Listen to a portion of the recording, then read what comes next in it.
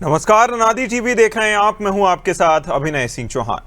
उत्तराखंड का special debate show prime time Uttarakhand देख रहे हैं आप, और आज चर्चा करेंगे मदरसा बोर्ड खत्म, सियासत शुरू की। जहां उत्तराखंड में 1 जुलाई से मदरसा शिक्षा व्यवस्था में बड़ा बदलाव लागू होने जा रहा है। राज्य सरकार ने मदरसा बोर्ड को समाप्त कर सभी मदरसों को शिक्षा विभाग के दायरे में लाने का फैसला कर लिया है। अब हर मदरसे को उत्तराखंड शिक्षा बोर्ड का पाठ्यक्रम अपनाना होगा और मान्यता भी लेनी होगी। सरकार इसे शिक्षा सुधार बता रही है, जबकि विपक्ष से अल्पसंख्यक संस्थानों पर दबाव बनाने वाला फैसला बता रहा है। आखिर इस बदलाव से कितने मदरसे प्रभावित होंगे और इसे लेकर सियासत क्यों तेज हो गई है, आज इसी विषय पर चर्चा करेंगे। पहले देखिए यह खास रिपोर्ट।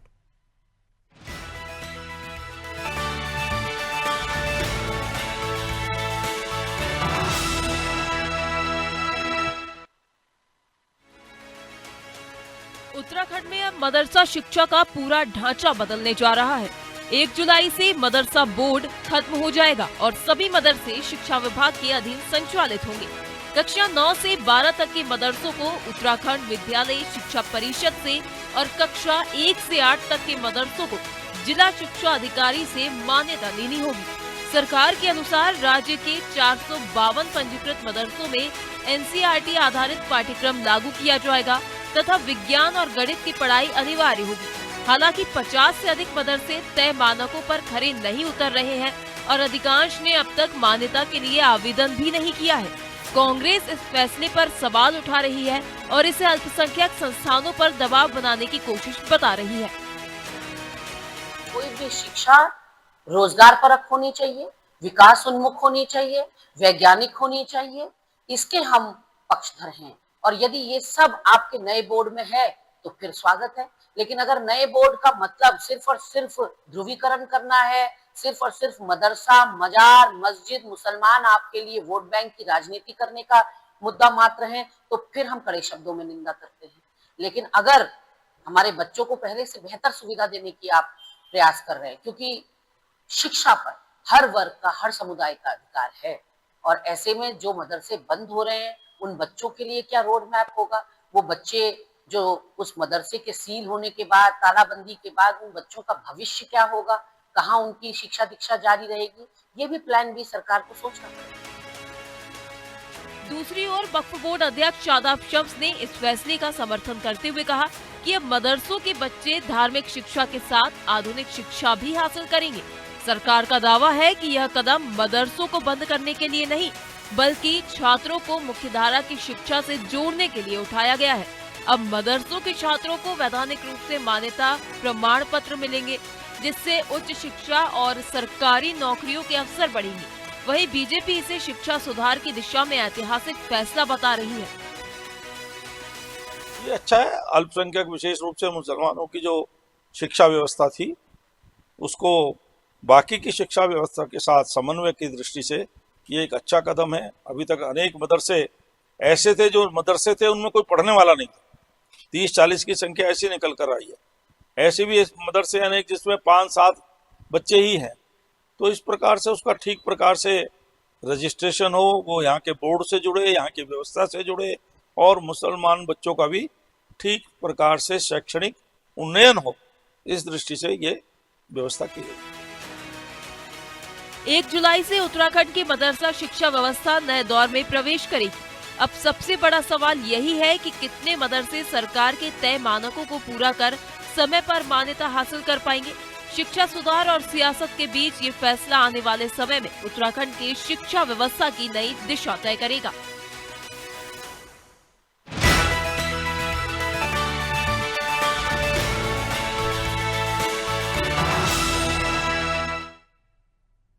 और इस विषय पर हमारे साथ चर्चा करने के लिए खास मेहमान जुड़ गए हैं। आपका परिचय करा देते हैं। प्रभा बंदूनी जी, भाजपा प्रवक्ता, हमारे साथ जुड़ गई हैं।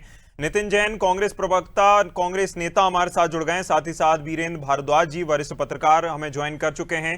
तीनों ही मेहमानों का सबसे पहले तो मैं बहुत स्वागत करूंगा अनादि टीवी पर, और चर्चा हम शुरू करेंगे। प्रभा जी, आपके साथ। देखिए, एक तरफ आपकी सरकार ने फैसला कर लिया है कि 1 जुलाई से सभी मदरसों को शिक्षा विभाग के अंडर में लाना होगा, लेकिन क्या जो 450 एक तरह से पंजीकृत मदरसे हैं, उसमें से जो 50 मदरसे मानकों के बाहर बताए जाते हैं और भी मदरसों में कई कमियां बताई जाती हैं, आपके पास इंफ्रास्ट्रक्चर है, क्या तैयारी है, या सिर्फ यूं ही सिर्फ आपने आदेश जारी कर दिया, लागू होगा, होते रहेगा? देखिए अभिनय जी, सबसे पहले तो जो ये अल्पसंख्यक शिक्षा प्राधिकरण हमारी सरकार ने उत्तराखंड में लागू किया, और मेरे को लगता है देश में पहली बार ये लागू किया, एक संवैधानिक फैसला लिया है, उसके लिए मैं राज्य में जो हमारी धामी सरकार के नेतृत्व में ये लिया गया है, बधाई देती हूँ बहुत ज्यादा।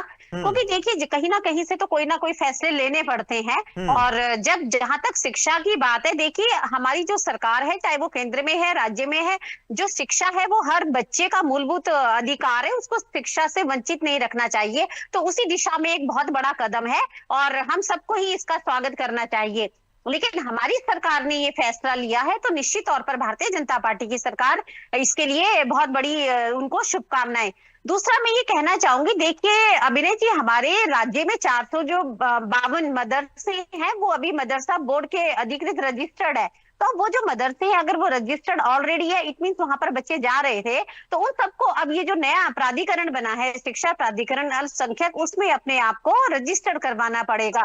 तो मुझे लगता है कि जब वो इसमें रजिस्टर करवाएंगे, तो जो मानक इनके तय किए गए हैं उन पे उनको पूरा उतरना पड़ेगा। वो मानक आप देख लीजिए, अगर इंफ्रास्ट्रक्चर से रिलेटेड है वो उनको पूरा करना पड़ेगा, टीचर की वहां पे अवेलेबल होनी चाहिए, और जो हमने कहा है कि यहाँ पे उत्तराखंड बोर्ड का जो सिलेबस है, आप अपनी धार्मिक शिक्षा जो पहले दी जाती थी उसमें कहीं कोई उनको कोई बैन नहीं किया जा रहा है, आप दीजिए, लेकिन जो एनसीईआरटी के तहत उत्तराखंड बोर्ड का सिलेबस है वो उनको वहां पर बच्चों को पढ़ाना पड़ेगा। क्योंकि हमारा मेन मकसद है कि जो बच्चे वहां पर आते हैं उनका व्यक्तिगत विकास हो, राष्ट्र निर्माण में भी उनकी भूमिका हो, और कहीं ना कहीं वो भी बड़े हो गए मेन स्ट्रीम से वो लोग जुड़े। ऐसा नहीं है, होना चाहिए कि केवल वो एक धार्मिक शिक्षा ले, अगर उसके बाद वो डॉक्टर, इंजीनियर, कोई बड़े अधिकारी बनना चाहते हैं तो उनका भी ये अधिकार है। तो बच्चों को उनकी शिक्षा के अधिकार से क्यों वंचित रखा जाए? तो यही इसका जो मेन अधिकार तो है, लेकिन सबसे बड़ी बात प्रभा जी यहाँ आती है ना कि जो मदरसा बोर्ड के जो संचालक हैं या फिर उनमें जो काम करते हैं, उनकी ओर से आवेदन आप तक आए नहीं, आप कैसे उनको अंदर जो है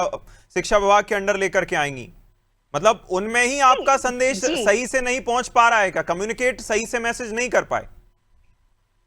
देखिए अभिनय जी, ऐसा नहीं है कि कम्युनिकेशन, ये तो पहले से ही प्रोसीजर शुरू हो गया है, प्रक्रिया चल रही है। तो जो रजिस्टर्ड मदरसे हैं वो आवेदन कर रहे हैं, ऑनलाइन जो पोर्टल है उस पर जाके उनको अपने आप को रजिस्टर करवाना है। हाँ, निश्चित तौर पर जो मदरसे ऐसे हैं जिन्होंने अभी तक अपने आप को रजिस्टर नहीं करवाया है, लेकिन अभी अनिवार्य हो गया है उत्तराखंड में, तो उनको करवाना पड़ेगा। और वो मदरसे जिन्होंने नहीं करवाया है, तो भविष्य में कहीं ना कहीं उनके मदरसे बंद भी हो जाएंगे। ये सख्त चेतावनी उनके लिए सरकार की तरफ से भी दी गई है, क्योंकि हम बच्चों के भविष्य के साथ खिलवाड़ नहीं कर सकते हैं। और दूसरा ये भी यहाँ पर समझने की बात है अभिनय जी, ये केवल हम ये कहें कि एक पर्टिकुलर मुस्लिम बच्चों के लिए नहीं है, ये अल्पसंख्यक शिक्षा प्राधिकरण है। इसमें हमारे जो भी अल्पसंख्यक समुदाय हैं, चाहे वो सिख, पारसी, जैन, बौद्ध धर्म के लोग हैं, जो अपनी शिक्षा भी देते हैं अपने अपने विद्यालयों में, उनके लिए भी ये लागू हो रहा है। तो इसको धर्म विशेष से जोड़ने की आवश्यकता नहीं है। तो मुझे लगता है कि ये सबको समझने की आवश्यकता नहीं, है। आप तो अल्पसंख्यकों के खिलाफ, आप तो अल्पसंख्यकों के खिलाफ काम कर रहे हैं, ऐसा आरोप कांग्रेस लगाती है। देखिए अभी आरोप लगाना एक अलग बात है, लेकिन जब जो बच्चे वहां पर पढ़ते हैं, जब हम देखते हैं अभी तक विपक्ष ने उनकी स्थिति नहीं देखी है, जब वो वहां से बाहर आते हैं, वो केवल एक, मैं ये कह सकती हूँ, सिमट कर उनका दायरा रह जाता है। क्या उनका, वो तो छोटे बच्चे हैं, बिल्कुल संकीर्ण दायरा रह जाता है। उनकी सोच और ज्यादा, उनकी सोच को और ज्यादा जो है, सोच को भी अगर मैं कहूंगी कि एक चीज तक उनको सिमट कर रखना बहुत बड़ा गुनाह बच्चों के साथ हम लोग कर रहे हैं, और विपक्ष को भी समझना चाहिए। और मैं इनसे भी निवेदन करूंगी, कोई उनको ब्रॉडर पर्सपेक्टिव नहीं मिल पाता, ये अपने आप में बड़ी बात है। नितिन जी देखिए, अगर अल्पसंख्यकों को, जैसा आपने कहा कि चलिए उनके खिलाफ अगर काम हो रहा है, लेकिन अगर उसी मदरसे में, जहां देखिए धार्मिक शिक्षा तो बंद नहीं हो जाएगी, वो ये भी स्वीकार कर रही हैं, भाजपा प्रवक्ता भी स्वीकार कर रही हैं कि वो तो चलती रहेगी, लेकिन अगर उसी छत के नीचे साइंस, टेक्नोलॉजी जैसी बातें की जाती हैं, उसकी शिक्षा भी दी जाने लगती है, तो क्या समस्या है? कहां से अल्पसंख्यकों के खिलाफ हो गया ये? अभिनव जी, एक बात समझने वाली है कि पहले तो सरकार की मंशा क्या है, इसके ऊपर आपको समझने की बात यह है कि ये जो गठन हुआ है ये एक प्राधिकरण का हुआ है, और प्राधिकरण जो चलता है वो एक अथॉरिटी के थ्रू चलता है, जिसका वन मैन शो सीईओ होता है। तो आप यहीं से सरकार की मंशा समझ लीजिए कि किसी भी बोर्ड का गठन नहीं किया गया। मैं अगर बीजेपी की प्रवक्ता से पूछूं कि प्राधिकरण और बोर्ड में क्या अंतर होता है तो ये नहीं बता पाएंगे, क्योंकि बोर्ड जो चलता है वो मैनेजमेंट कमेटी से चलता है, वो नीतियां बनाता है और उसका संचालन करता है, और प्राधिकरण जो होता है वो मॉनिटरिंग करने के लिए होता है किसी भी एक क्षेत्र के लिए। तो ये जो प्राधिकरण बनाया गया है ये मदरसों की मॉनिटरिंग के लिए बनाया गया है, उनको वेल एजुकेटेड करने के लिए नहीं बनाया गया। आज से पहले कोई बीजेपी की सरकार सूबे में नहीं रही क्या, जो आज बीजेपी को अल्पसंख्यकों की याद आ रही है? और रही बात उनके आने की, उनके मान्यता प्राप्त करने की, तो जो आज वर्तमान की स्थिति है, अल्पसंख्यकों पे जो अत्याचार उत्तराखंड में हो रहे हैं, तो इन्होंने अपना वजूद खो दिया, इन्होंने अपना विश्वास खो दिया। अब वो लोग ये समझते ही नहीं है, उनको ये पता है कि हमारे साथ क्या होना है। अगर हम इनके पास मान्यता के लिए जाएंगे जब भी हमारे साथ यही व्यवहार होना है, और आज बिना मान्यता के यहाँ है तो ये भी यही व्यवहार होना है। इनका एक मकसद केवल और केवल, जैसे पूरे देश में 92,000 स्कूल बंद हो गए, इसी तरह उत्तराखंड में मदरसे बंद करना इनका टारगेट है। कोई अल्पसंख्यकों का विकास नहीं होने वाला, कोई अल्पसंख्यकों को कोई अच्छी एजुकेशन के लिए कोई प्रमोशनल कोई नीति इनके पास नहीं है। ये सब एक षड्यंत्र और एक साजिश है, जिसके तहत ही अल्पसंख्यकों को परेशान करने का एक इनका साधन है। कोई भी आदमी में ये नहीं बता सकता कि ये अथॉरिटी का डेवलपमेंट। आप देखिए कि सेंट्रल गवर्नमेंट बनाती है प्राधिकरण, एआईसीटी प्राधिकरण है, यूजीसी प्राधिकरण है, और उत्तराखंड स्टेट ने प्राधिकरण बना दिया किसके लिए? अल्पसंख्यक शिक्षा प्राधिकरण। ठीक, केवल 4.5 अल्पसंख्यक में मैं इनसे भी ये पूछना चाहूंगी अभिनय जी, इनको केवल इसमें मुस्लिम शिक्षा की चिंता क्यों हो रही है? इन्होंने एक बार भी जो और अल्पसंख्यक समुदाय है उनकी चिंता इनको क्यों नहीं हो रही है? वो तो सबसे बड़े अल्पसंख्यकों में जो सबसे बड़ा समुदाय है उसकी बात कर रहे हैं। अल्पसंख्यकों में जो सबसे बड़ा समुदाय कहा जाता है, जबकि सेकंड मेजॉरिटी है पूरे देश में सेकंड मेजॉरिटी है, लेकिन सबसे बड़े जो अल्पसंख्यक हैं, हम सिर्फ उन्हीं की बात करेंगे, वो तो निकलकर सामने आता है। चलिए मैं वीरेंद्र जी आपके पास आना चाहूंगा। जिस तरह प्राधिकरण और जो है बोर्ड की टेक्निकलिटी की बात की गई, यहां नितिन जी ने टेक्निकलिटी में भी इस मामले को ले जाने की कोशिश की है, आपको क्या लगता है और इस पूरे मामले का आप अब तक कैसे आकलन करते हैं वीरेंद्र जी? देखो, मैं तकनीकी तौर पे ये नहीं कहना चाहता हूँ, हो सकता है वो सही भी बोल रहे हूँ, या जो भाजपा की प्रवक्ता है, जो शिक्षा एक निरंतर प्रक्रिया है, उसमें ज्ञान है, नैतिकता है, स्किल, कौशल, जिसकी आज सबसे अधिक आवश्यकता है। और मैंने तो ये भी देखा है कि जो अभी ऑपरेशन सिंदूर चला था, वो जो पायलट थी हमारी मुस्लिम समुदाय से थी, तो जो भी बच्चे चाहे डॉक्टर्स हैं, इंजीनियर्स हैं या अदर्स हैं, तो मुझे लगता है कि मदरसों से तो वो नहीं आए। वो भी किसी अन्य जो हाई प्रोफाइल या चाहे एनसीईआरटी के हो। सवाल ये है कि एनसीईआरटी में अगर ये बच्चे आते हैं और उसको फॉलो करते हैं, और साथ में अगर अपनी एजुकेशन जो उनकी चलती है वो भी चलती रहे, तो ये अच्छी बात है कि वो बच्चे यहाँ पर आए, आगे गेन करे, भविष्य उनका भी है। शिक्षा में जो समानता की बात आ रही है, अब इसमें मंशा किसकी क्या है, मैं उस पर बिल्कुल नहीं कहूंगा, लेकिन अगर कुछ सही हो रहा है, अच्छा हो रहा है, तो उसके परिणाम जो है, जो किस मेरिट पे आते हैं, उसके परिणाम तो बाद में पता होगा ना, कि जब मतलब कोई चीज इंप्लीमेंट हुई है। अब यहाँ पर भाजपा इस चीज को लाई है, भाजपा ने ये दावा किया है, तो थोड़ा सा हमको ये देखना तो पड़ेगा कि ये लहर कहाँ तक जाती है। अभी तो जल्दबाजी होगी इसमें। तो और रही बात उसकी, क्योंकि देखो यहाँ उत्तराखंड के पहाड़ों में भी या मैदानी क्षेत्रों में, चलो मैदानी क्षेत्रों में इतना नहीं है, पहाड़ों में भी स्कूल बंद हो रहे हैं। मानक तो वहां पर भी कहीं पर 5 बच्चे का स्कूल है, यहाँ मदरसों में भी यही संकट है कि भाई 10 बच्चे होने चाहिए। तो जिन स्कूलों में ये है कि वो नहीं दे पा रहे हैं, वहां पर ये स्थिति है कि उन मदरसों में बच्चे नहीं है। जैसे अभी एक बात आई थी कि 15 स्कूल ऐसे हैं कि जो मानक पूरे नहीं कर रहे हैं, 25 के करीब मदरसे ऐसे हैं कि जहां पर मतलब बच्चे हैं ही नहीं। तो जहां पर बच्चे नहीं है वो क्या करेंगे? हो सकता है वो मानक पूरा नहीं कर पा रहे। जहां पर जिनके पास 10 बच्चे नहीं है वो भी मानक पूरा नहीं कर पा रहे। तो ओवरऑल ये है कि जब तक इनके लिए व्यवस्था, ये तो गवर्नमेंट का काम है कि व्यवस्था करे उनके लिए, अगर वहां पर नहीं है आसपास करे वो करे। तो सवाल सबसे बड़ी बात ये है, क्योंकि धार्मिक गुरुओं ने भी उसमें उस समय आपत्ति जताई थी कि भाई उनकी दीनी तालीम है वो है, उसका क्या होगा? बिल्कुल। वो बच्चे और वो और बच्चे सबसे बड़ी बात यह भी है वीरेन जी, जहां तक निकलकर सामने आती है कि चाहे आप देश के परिप्रेक्ष्य में देख लें या फिर उत्तराखंड के परिप्रेक्ष्य में देख लें, लगभग जो मुस्लिमों में साक्षरता का दर है या साक्षरता की जो दर है, क्योंकि आप अगर एक मजहबी शिक्षा या फिर सिर्फ आप उस मजहब की ही जानकारी उनको देंगे तो साक्षरता किस स्तर तक पहुंच पाएगी ये अपने आप में ये ज्यादा बताने वाली कोई बात नहीं है। लेकिन साक्षरता को लेकर जहां तक हम बात करते हैं कि पूरे देश में क्या स्तर है, और मुस्लिमों में अगर हम बात करते हैं तो लगभग 50% के आसपास निकलकर सामने आता है। 2011 की जनगणना की अगर हम बात करें, अभी नए आंकड़े तो आए भी नहीं हैं, तो मैं आपसे प्रभा जी ये सवाल करना चाहूंगा कि देखिए 50% की साक्षरता दर है मुस्लिमों में जहां तक निकलकर सामने आती है, महिलाओं में ये और कम है, पुरुषों में फिर भी ज्यादा थोड़ी निकलकर सामने आती है, लेकिन महिलाओं में और कम है। इसके लिए क्या प्रयास किए जाएंगे मदरसों में, ऐसे आप क्या जो है करने जा रहे हैं, बदलाव करने जा रहे हैं जिससे इसको और सुधारा जाएगा? क्योंकि अगर उत्तराखंड के मुस्लिम समुदाय के लोग पढ़ेंगे लिखेंगे तो अल्टीमेटली फायदा तो पूरे राज्य का होगा। देखिए अभिनय जी, निश्चित तौर पर अगर हमने ये गठन किया है तो ये सब कुछ सरकार के अंडर आने वाला है। तो जिस प्रकार अन्य स्कूलों में सरकारी सुविधाएं मिलती हैं, अगर एनसीईआरटी के तहत वो किताबें भी वहां पर दी जाएंगी, जो मिड डे मील की फैसिलिटीज होती हैं, जितनी भी फैसिलिटीज सरकारी स्कूलों में होती है वही इसमें दी जाएंगी। तो केवल हमने तो उनको एक प्रोत्साहन सरकार दे रही है कि आप उनको केवल लिमिट्स में ना रखें, उनको डॉक्टर बनाए, इंजीनियर बनाए, आप उनको अधिकारी बनाए। आप इनको क्यों वंचित रख रहे हैं? जो इतने बार मुझे लगता है, जो कांग्रेस को अभी मैं प्रवक्ता को सुन रही थी, मुझे लगता है इन लोगों ने केवल उनको वोट बैंक की राजनीति के तहत इस्तेमाल अब तक करा। ये नहीं चाहते कि वो वर्ग पढ़ा लिखा हो, क्योंकि हमने देखा है अभिनय जी, जहां पर भी हमारे मुस्लिम भाई पढ़े लिखे होते हैं वहीं पर वो लोग कांग्रेस से कट जाते हैं, क्योंकि कांग्रेस का काम होता है जब चुनाव नजदीक आते हैं उनको एक लॉलीपॉप की तरह कुछ पैसे उनके पॉकेट्स में डाल देना, और उनको केवल इनके खुद के जो बड़े बड़े एजुकेटेड इनके मुस्लिम समाज से लोग आते हैं, आज उनसे पूछिए, वो खुद कहते हैं कि कांग्रेस ने हमको वंचित रखा, हमें अधिकारों से दूर रखा।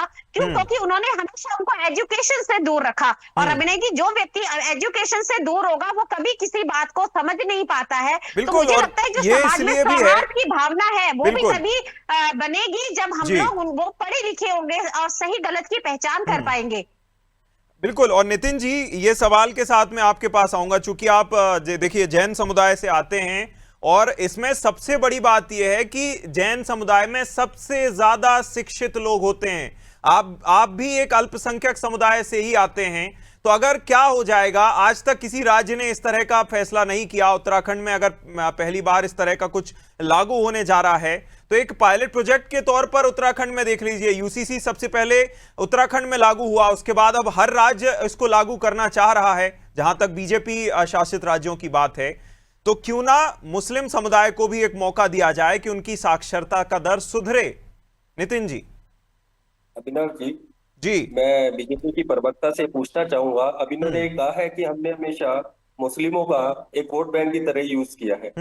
मैं इनसे पूछना चाहूंगा कि उत्तराखंड में आज से पहले भी बीजेपी की सरकार रही है, इनके पूरे संगठन में कोई पदाधिकारी मुस्लिम है क्या? इनकी गवर्नमेंट में कोई मिनिस्टर मुस्लिम है क्या? इनकी सेंट्रल पदाधिकारी कोई है क्या? आज इनको मदरसों की शिक्षा की चिंता हो रही है। नहीं तो नितिन जी, सीधे तौर पर भाजपा तो घोषित तौर पर सॉफ्ट हिंदुत्व की राजनीति करती है, इसमें कोई दो राय नहीं है। सॉफ्ट हिंदुत्व की राजनीति सीधे तौर पर घोषित तौर पर करती है, फिर ये किस तरह का एक्सपेक्टेशन है? मैंने जो सवाल किया है, आप जवाब पर आइए, सवाल पर आइए नितिन जी। नितिन जी जवाब पर आइए। ठीक है प्रभा जी जवाब, उन्हें जवाब पूरा करने दीजिए। नितिन पे आ रहा हूँ कि आज तक जितना भी डेवलपमेंट मुस्लिमों का हुआ है, अल्पसंख्यकों को हुआ है, वो केवल कांग्रेस की गवर्नमेंट में हुआ है। अच्छा, हम यहाँ शिक्षा पर बात कर रहे हैं नितिन जी। 50 साल से ज्यादा का समय रहा, 50 साल 65 साल का समय रहा, कितनी आप साक्षरता दर कर पाए? सबसे ज्यादा वोट्स किस समुदाय से आते हैं और आप उनकी साक्षरता का दर कहां ले जा पाए, ये तो बताइए। 2011 आपके समय में जनगणना हुई थी, उस समय के आंकड़े 50% के आसपास बताते हैं। तो आप आधे ही लोगों को पढ़ा पाए, देखिए, इसका मतलब नहीं देखिए, महिलाओं में तो ये और कम है।